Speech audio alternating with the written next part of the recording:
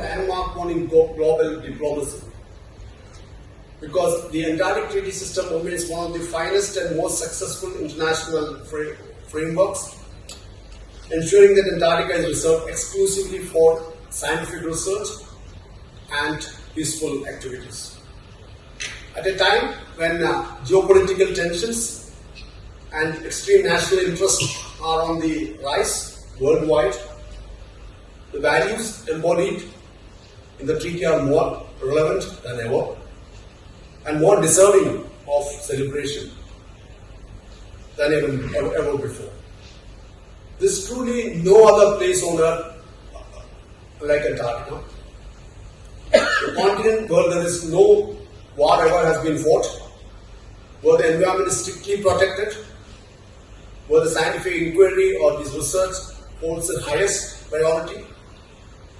It stands as a natural laboratory devoted to peace and science alone.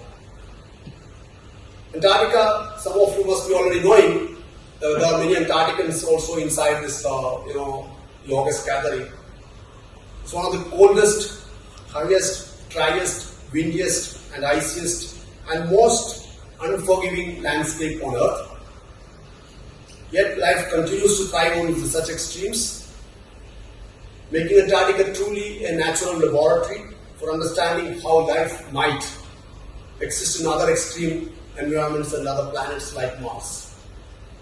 Today we have all gathered over here for the release of the commemorative postage stamp on behalf of Department of Post for the wonderful achievement being done by NCPOR in the last 25 years.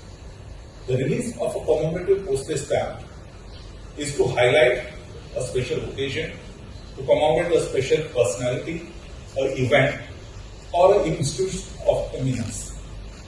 NCPR, as we all know, is a national and international level of premium institute involved in cutting-edge research in the field of polar science. It's a matter of great honor for Department of Post for the release of this postage stamp. The commemorative postage stamp not only highlights the importance of the institute, but it also creates awareness among public, both at domestic or at international level. Consistently, we have been releasing philatelic material.